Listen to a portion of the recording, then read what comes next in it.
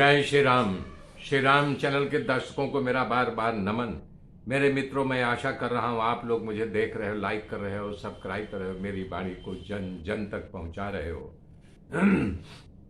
मेरे मित्रों, कल मैंने बताया था कि रावण विभीषण को लात मार देता है और निकाल देता है कि दुष्ट, तुम हमारा दिया हुआ खा रहा है और हमारा गुणगान न करके शत्रुओं का गुणगान कर रहा है, निकाल देता है। तब वहाँ से विभीषण जी बार बार रावण के चरणों में गिर करके प्रणाम करते हैं कि हे भैया, आप तो पिता के समान हो, भले मुझे लात मारा, लेकिन मैं बार बार निवेदन कर रहा हूँ, बिना भगवान के श्री राम के भजे आपका कल्याण नहीं होगा।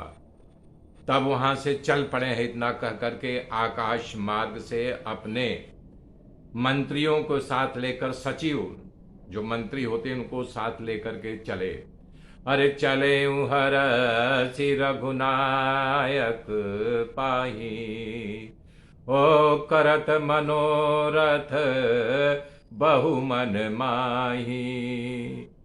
देखी हम जाय चरण जल जाता, अरुण मृदुल सेवक सुखदाता। जे पद परसि तरी ऋषि नारी, ओ दंडक कानन, ओ दंडक कानन पावनकारी। और जे पद जनक सुता उरलाए, कपट कुरंग संग धर धाये। हर उर सर सरोज पद जेई, अहो भाग्य मैं, अहो भाग्य मैं देखी हूँ तेई। तुलसी बाबा जी कलमबद्ध किया है, कह रहे हैं कि विभीषण हर्षाते हुए मन में प्रफुल्लित हो गया कि ओहो, आज मैं भगवान श्री राम जी को देखूंगा। कैसे देखूंगा कि श्री तुलसी बाबा ने लिखा, मैं जाकर के प्रभु के लाल लाल कोमल चरणों को देखूंगा। बाबा लिख रहे हैं कि प्रभु का चरण तो है लेकिन बड़ा कोमल है और बड़ा लाल है, जो सेवकों को सुख देने वाला है। और विभीषण बोल रहा है, जो सेवक मन में सब हर्षित होकर के अपने आप कह रहा है, और जो सेवकों को दुख सुख देने वाला है, दुख को काटता है, सुख को देता है, वो चरण जिनका स्पर्श पा करके ऋषि गौतम की नारी अहिल्या तर गई।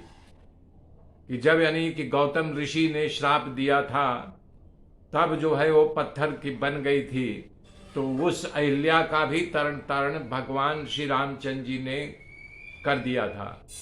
क्योंकि गौतम ऋषि, इंद्र ने जब व्यभिचार किया था, अपनी पत्नी अहिल्या को पत्थर हो जाने का श्राप दिया था, तो अपने पैर का स्पर्श करा करके उसको फिर से नारी बना दिया। तब वही बोल रहे, मैं उन्हीं चरणों को देखूंगा जिनके स्पर्श से अहिल्या नारी बन गई, और जिनके स्पर्श से ये दंड कारण बन जो है पुनीत हो रहा है, कि वो पैदल घूम रहे हैं बिना खड़ाऊं का, बिना पनही का, बिना जूते का, तो वो दंड कारण बन की पृथ्वी जो है उनके स्पर्श को पा करके प्रफुल्लित हो रही है।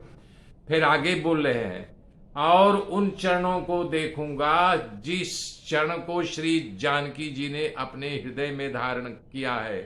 क्योंकि इस समय लंका में है वो, और वो सारानी की भेद जानता है कि माता सीता बड़ी दुखी है, श्री राम के चरणों को अपने हृदय में स्थापित करके राम राम राम का रटन करती रहती है।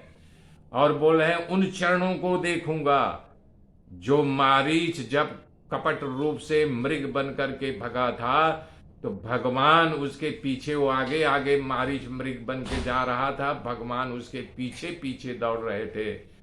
तब मैं उन चरणों को देखूंगा। और फिर बोला है, हर उर सर सरोज पद जेई। हर यानी शंकर भगवान, शंकर भगवान जिन चरणों को अपने हृदय में धारण किया है और धारण करके विराजमान है, तप करते रहते हैं, समाधि लगाए बैठे हैं, आज मेरा सौभाग्य है कि मैं उन्हीं चरणों को जा करके देखूंगा।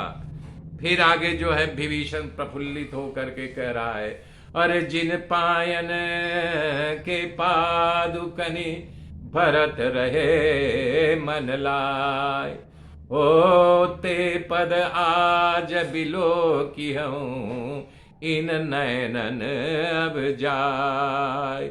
कह रहा है विभीषण, आज मैं उन चरणों को देखूंगा जिनके चरण की पादुका को विभीषण ने अपने सर पर चढ़ा करके उसको राजगद्दी पर बैठा करके अयोध्या का राज कर रहे हैं। उन्हीं चरणों को मैं देखूंगा। कैसे देखूंगा? इन नयनों से अब जा करके देखूंगा। फिर बता रहा है कि हा आज मेरा सौभाग्य है कि मैं उन चरणों का दर्शन करूंगा। इस प्रकार से विचार करते करते विभीषण लंका से अपने मंत्रियों के साथ उड़ा था। समंदर के उस पार जा पहुंचा जहां श्री रामचंद्र जी अपनी छावनी, अपनी सेना के साथ छावनी बना करके वहां पर विराजमान थे। तो श्री राम तो कोई साधारण नहीं थे। युद्ध का समय है, लंका पर चढ़ाई करने की तैयारी है। करोड़ों बानर, 1-2 हजार नहीं, करोड़ों की संख्या में वहां बानर थे पहरे लगा करके।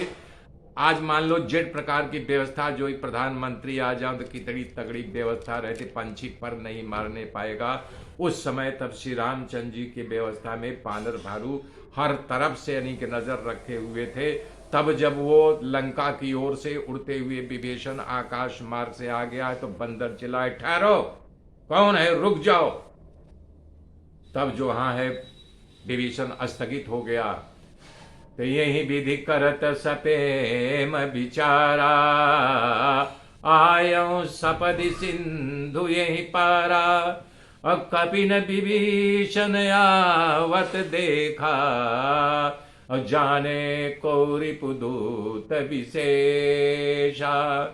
जब बानर उनको देखा विभीषण आ रहा है तो उन लोगों ने सोचा कि ये शत्रु का कोई खास दूत है, तो उसको रोक लिया, नीचे नहीं उतरने दिया। बोले रुको वहीं, नीचे नहीं उतरना, बताओ तुम कौन हो।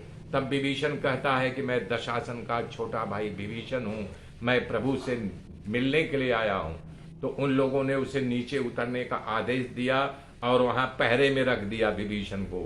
खाली नहीं छोड़े कि भाई शत्रु की तरफ से आया हुआ है तो कुछ भी, ये निशाचर जो है रूप बदलना चाहते हैं, मायावी होते हैं, कोई भी घटना घटा सकता है न। तब सुग्रीव महाराज के पास आकर के कहा, ताहि राखी कपीसी पहियाए, और समाचार तब ताहि सुनाए। कह सुग्रीव सुनऊ रघुराई, आवा मिलन दशासन भाई।